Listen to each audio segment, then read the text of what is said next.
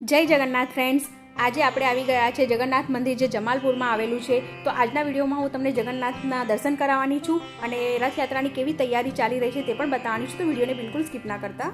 સામે જોઈ રહ્યા છો જગન્નાથજી જવાનું મંદિરનું મેઇન એન્ટ્રી ગેટ છે અને પોલીસ પણ તમે જોઈ રહ્યા છો, ઘણી બધી પોલીસો છે અને આ રથ છે કેટલા સરસ સજાયેલા છે। ભગવાન જગન્નાથના રથને નંદીઘોષ, બલરામજીના રથને તાલધ્વજ અને સુભદ્રાજીના રથને દર્પતલન કહેવાય છે।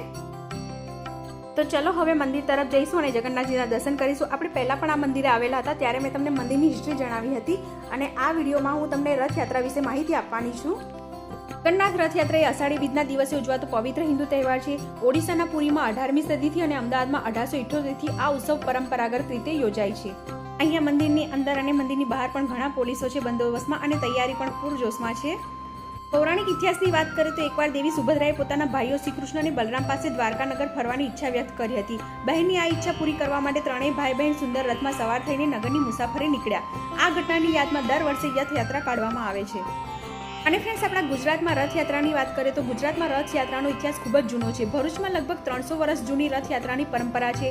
અમદાવાદના જમાલપુર વિસ્તારમાં આવેલા જગન્નાથ મંદિરમાંથી પણ વર્ષ 1878માં મહંત શ્રી નરસિંહદાસજી દ્વારા રથયાત્રાની શરૂઆત કરવામાં આવી હતી। તો આપણે મંદિરમાં આવી ગયા છે, તો ચાલો પહેલાં હું તમને જગન્નાથજીના દર્શન કરાવી લઉં। કાલે અહીંયા બહુ લાઈન હતી જગન્નાથજીનું મામેરું જોવા માટે અને આજે લાઈન બિલકુલ નથી, એટલે શાંતિથી દર્શન થઈ જશે।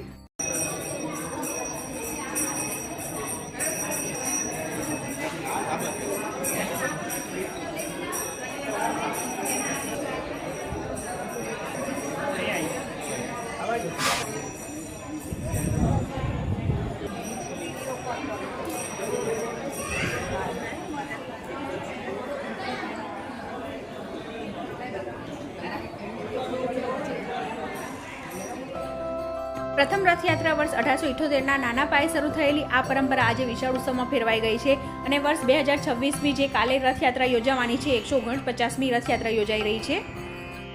રથયાત્રાના મુખ્ય આકર્ષણની વાત કરીએ તો ભગવાન જગન્નાથ, બલરામ મોટા ભાઈ અને સુભદ્રાબહેન ત્રણેય રથમાં સવાર થઈને નગરચર્યાએ નીકળે છે। અહીંયા પણ આપણે દર્શન કરી લઈશું, હનુમાનજીના દર્શન કરીશું।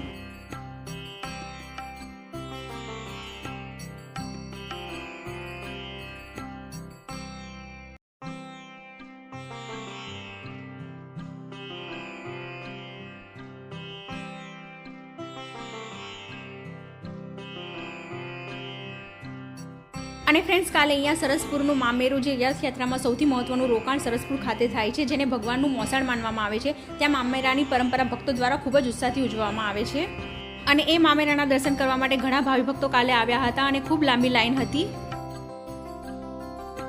આ રથયાત્રામાં માત્ર હિન્દુઓ જ નહીં પરંતુ વિવિધ ધર્મના લોકો પણ સહયોગ આપે છે। આ યાત્રા કોમી એખલાસનું ઉત્તમ પ્રતીક છે।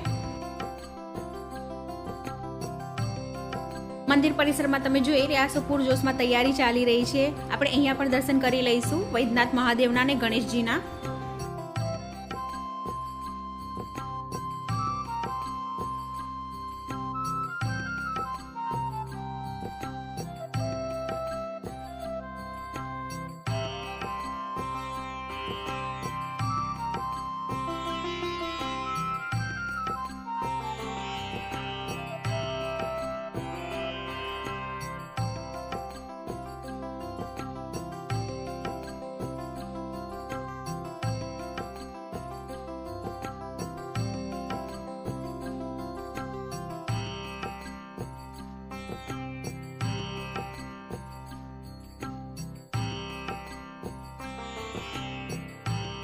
અને ફ્રેન્ડ્સ, આ રથયાત્રામાં મગ જાંબુનો પ્રસાદ અહીંયા લખેલું જ છે મગ પ્રસાદનું મહત્વ। મગ પ્રસાદનું મહત્વ જણાવી દઉં। મગ જાંબુનો પ્રસાદ રથયાત્રા દરમિયાન ભક્તોને મગ અને જાંબુનો પ્રસાદ આપવામાં આવે છે। એક માન્યતા અનુસાર ભગવાન એકવાર બીમાર પડ્યા હતા અને સાજા થયા પછી નગરજનોને મળવા નીકળ્યા હતા, ત્યારે આંખના રોગ મટાડવા માટે આ પ્રસાદ ધરાવાયો હતો। આપણે દર્શન કરી લીધા છે અને મંદિર પરિસરના બહારના દ્રશ્યો છે। ઘણા ભાઈ ભક્તો દર્શન કરવા માટે આવે છે અને જો ફ્રેન્ડ્સ તમે દર્શન કરવા માટે આવો તો બપોરે 1 વાગ્યા સુધી આવજો। 1 થી 3 મંદિર બંધ રહે છે, પછી 3 વાગ્યા પછી દર્શન થશે।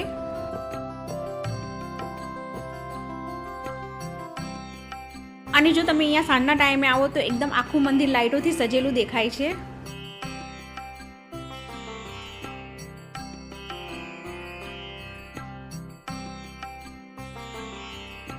તો ફ્રેન્ડ્સ, આજની વિડીયોમાં આટલું જ. વિડીયો ગમ્યો હોય તો લાઇક કરજો, શેર કરજો અને જય જગન્નાથ જરૂરથી લખજો. અને તમે પણ રથયાત્રામાં જોડાવાના હોય તો મને કોમેન્ટમાં જરૂરથી જણાવજો. અને તમે જોઈ રહ્યા છો ઘણી પોલીસ છે અને બંદોબસ્ત પર ખૂબ સરસ છે.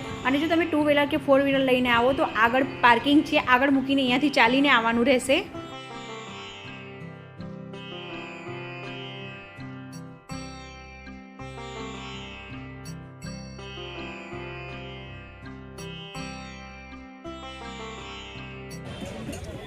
અહીંયા તમે જોઈ રહ્યા છો, અહીંયા 2 વ્હીલર પાર્કિંગ છે.